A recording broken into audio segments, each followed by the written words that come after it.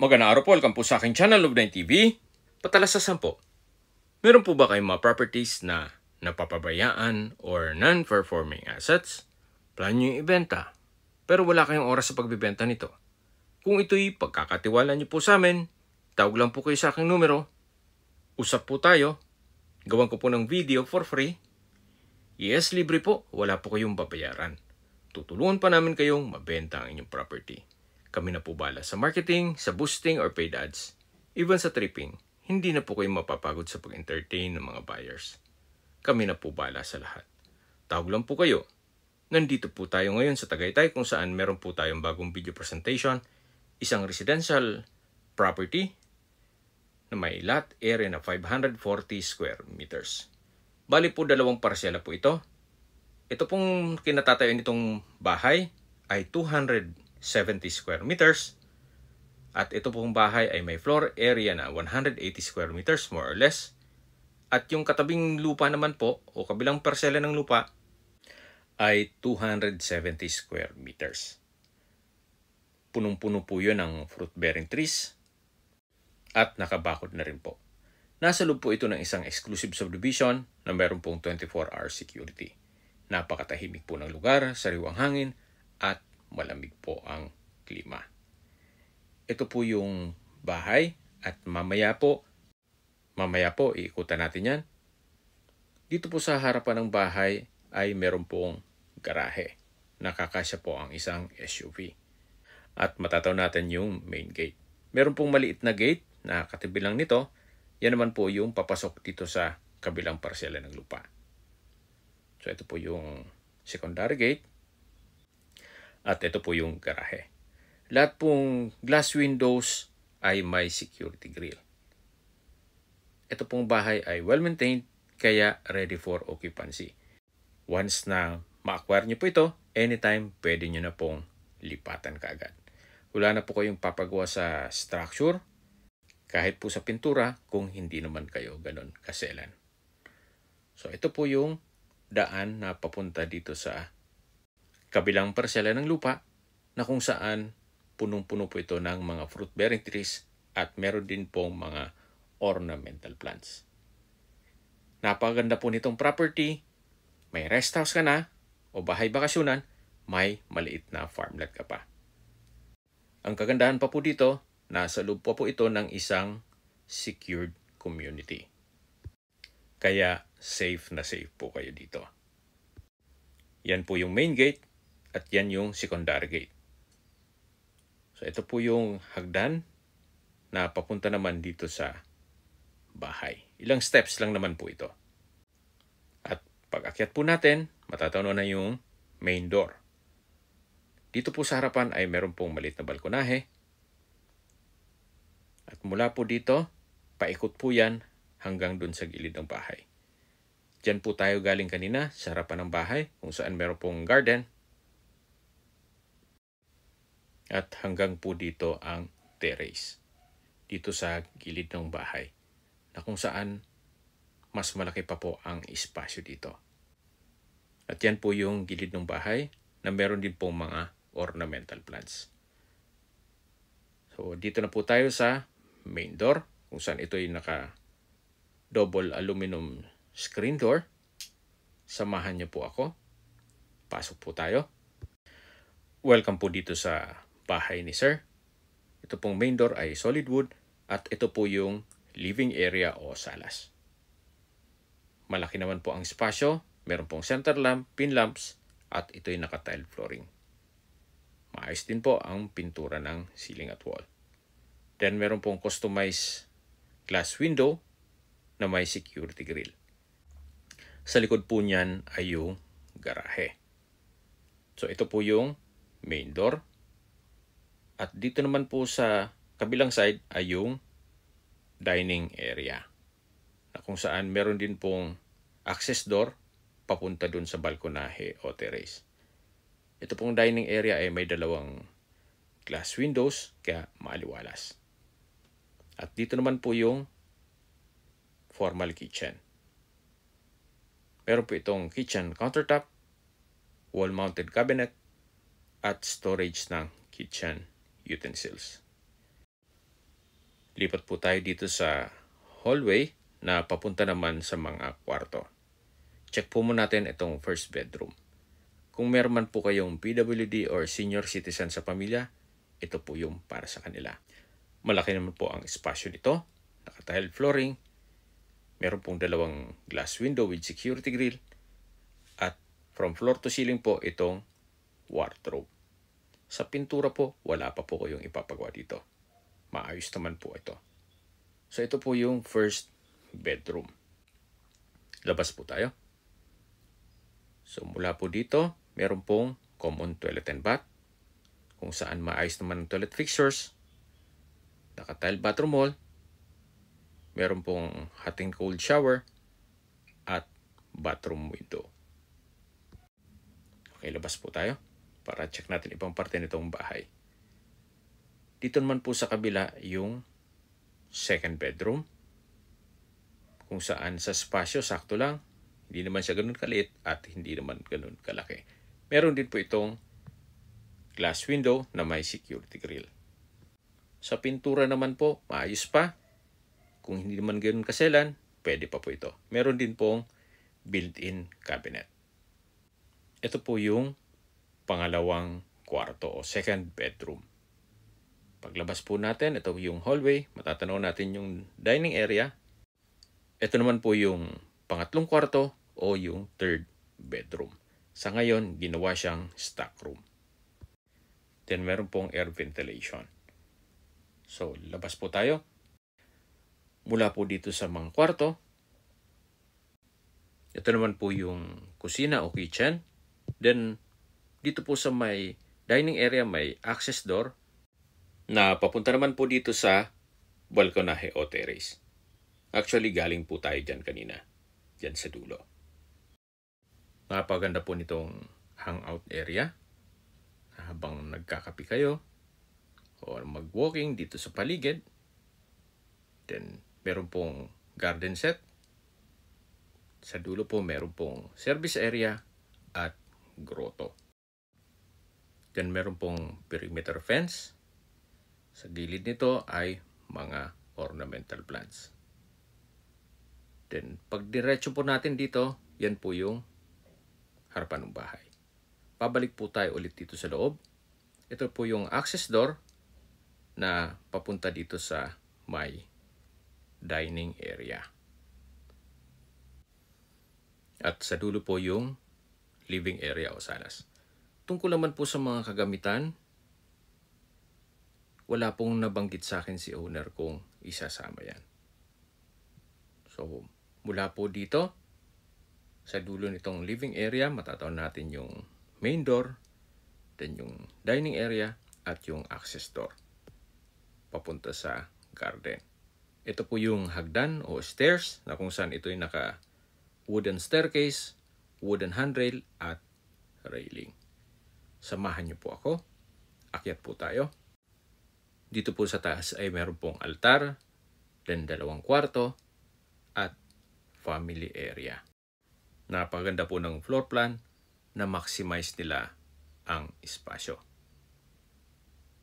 So yan po yung family area. At mula po dito, matatanaw natin yung unang kwarto at yun yung pangalawang kwarto dito sa attic. Pero din po ditong common toilet and bath na kung saan maayos naman ang toilet fixtures, naka-tile bathroom wall, may hot and cold shower, at malaki naman ang espasyo nito. Check po natin itong isang kwarto na kung saan sa espasyo, malaki naman po. Dito naman po ay may bintana na kung saan dito nakapwesto ang aircon. Actually, hindi naman ganun nagagamit yan. Gawa ng malamig naman ang klima dito. Pag tinignan nyo po yung mismo bahay, pag nasa labas, kala nyo napakaliit. Pero pag nakapasok na po kayo dito, kahit po malaking pamilya kayo, ay kakasya po. Dito po ay may built-in cabinet. At yan po yung hagdan. Ito po yung hallway na papunta naman dito sa may family area na malaki din ang espasyo nito. Meron din pong glass window sa dulo. Then may center lamp. At ito naman po yung last bedroom o fifth bedroom na kung saan sa spasyo sakto lang, hindi naman siya ganun kalit at hindi naman ganun kalaki. Meron din pong triangle shape na window. Labas po tayo ulit dito sa kwarto at yan po yung family area. Mula po dito sa family area, ito yung hallway at bababa po tayo para check natin yung ibang parte nitong property. So, mula po dito sa hagdan, matatanaw na natin yung main door, yung living area, na malaki ang espasyo, then may customized window with security grill, may center lamp, may pin lamp, at naka-tiled flooring. Dito naman po sa kabila ay yung dining area at dito naman yung formal kitchen.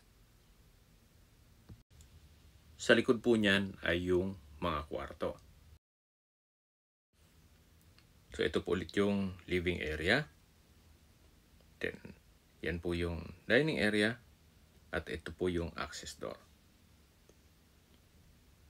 Nakaligtaan po natin kanina na puntahan yung service area.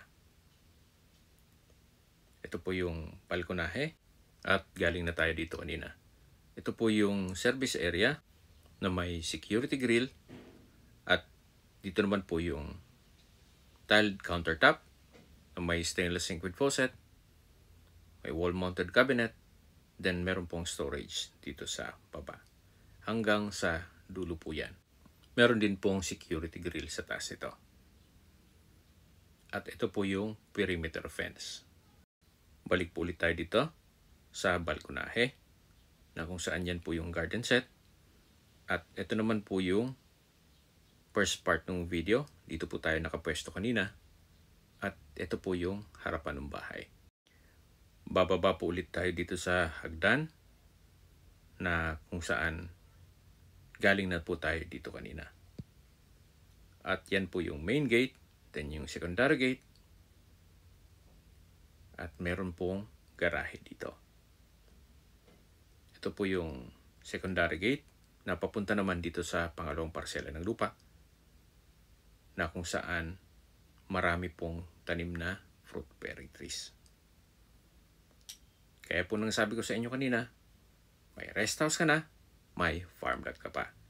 At higit sa lahat, nasa loob ng isang secured community.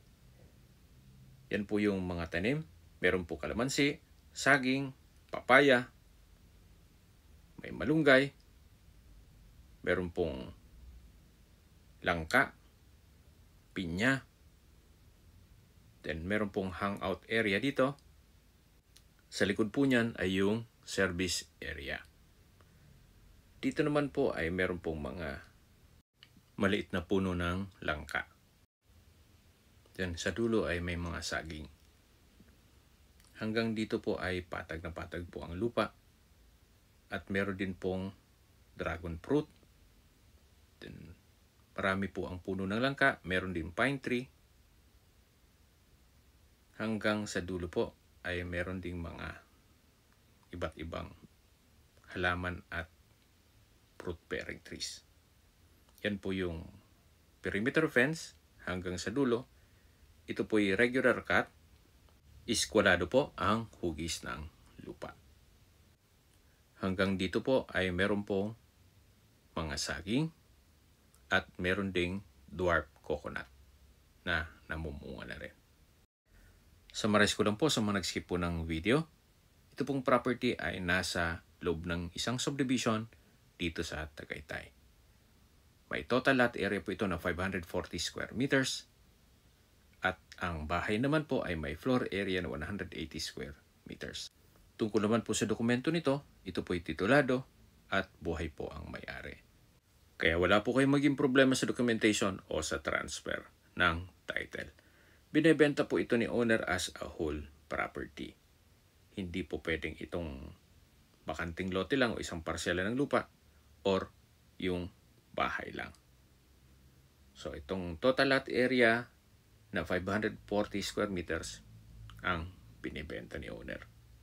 Pero ang kagandahan naman po dito, gaya po ng nasabi ko sa inyo kanina, siguro 3 beses na to, na may rest house ka na, may farmland ka pa.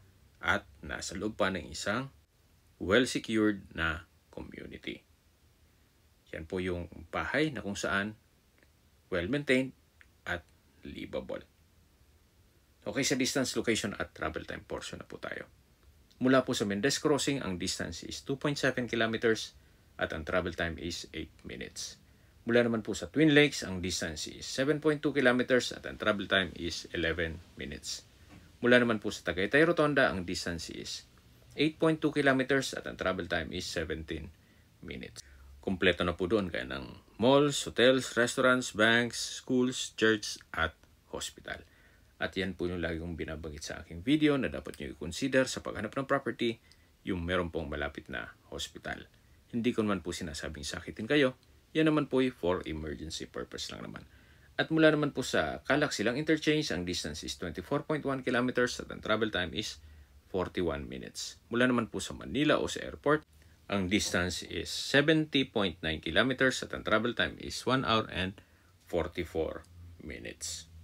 Okay, sa presyo na po tayo. Binibenta po ito ni owner sa halagang 25 million pesos. Kung may mga katanungan po kayo, tawag lang po kayo sa aking numero. At sa mga kababayan naman natin nasa ibang bansa, meron po akong Telegram. Sa mga iPhone user man may iMessage. Meron din pong Imo, Skype, Viber at WhatsApp. Same number lang po, 0917-316-3399. Sa mga nagtatanong naman po ng aming Facebook, meron po kami Facebook page na Nov9 TV at Facebook Reels video. Meron din pong TikTok at Instagram.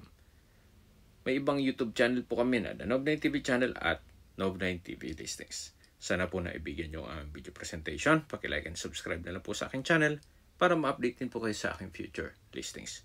Kung sakali po hanap nyo yung mas malaking sukat na lupa, meron din po kami ibang listings na pwede nyo pagpilian. Huwag po kayong makatubiling tumawag sa amin, then let us know your budget para malaman namin kung anong property pwede naming i-alok sa inyo. Sa lahat pong viewers, subscriber at nagtiwala po sa amin, salamat po sa suporta. Ingat po kayo lagi at atong pamilya. Maraming salamat po.